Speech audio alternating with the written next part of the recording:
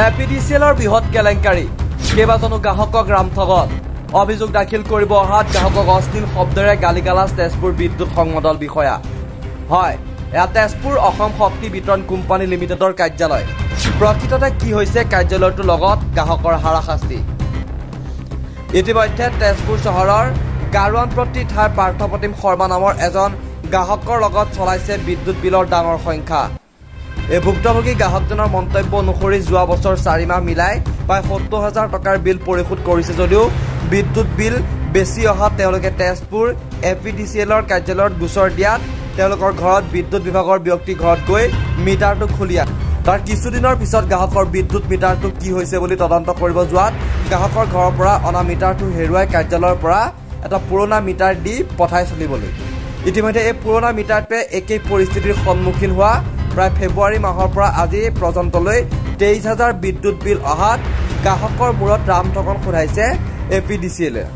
উল্লেখ্য যে আজি পুনৰ তেজপুৰ এপিডিচিএলৰ কাৰ্যালয়ত ভুক্তভোগী গ্ৰাহকজন আৰু লগত কেইবাগৰাকীও গ্ৰাহক একে অৱস্থাৰ সন্মুখীন হোৱাত স্মাৰ্ট মিটাৰৰ কথা ক'বলৈ আহিছিল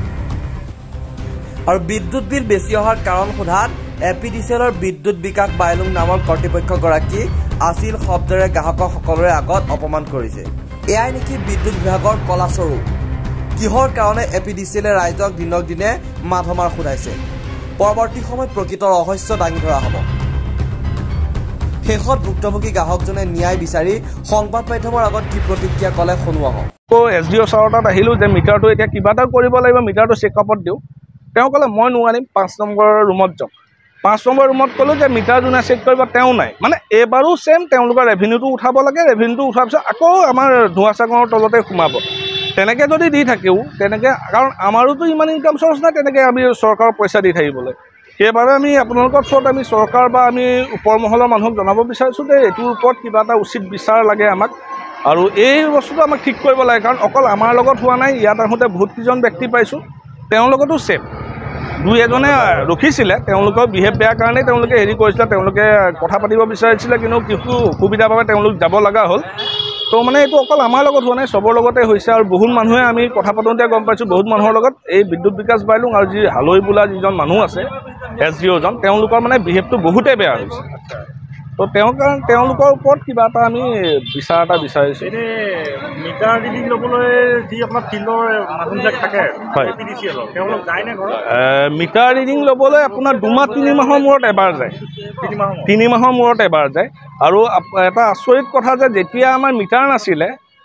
তেওঁলোকে ষ্টপ মিটাৰতো 400 ইউনিট লৈছিলে আজি মিটাৰ থকাৰ পিছতো তেওঁলোকে 400 ইউনিট লৈ আছে আমাৰ পৰা কাৰণ ধৰক 1.5 কিলো ৱাট থকা এটা ঘৰত 400 ইউনিট বহুত বেছি এইটো আহিব নোৱাৰে আৰু মিটাৰটো বেয়া হৈ থকা অৱস্থাত তেওঁলোকৰ অভিযোগ জনোৱাৰ পিছতো মানে মিটাৰটো ঠিক কৰি নিদিলে তেওঁলোকে চেকআপত দিলে চেকআপৰ পিছত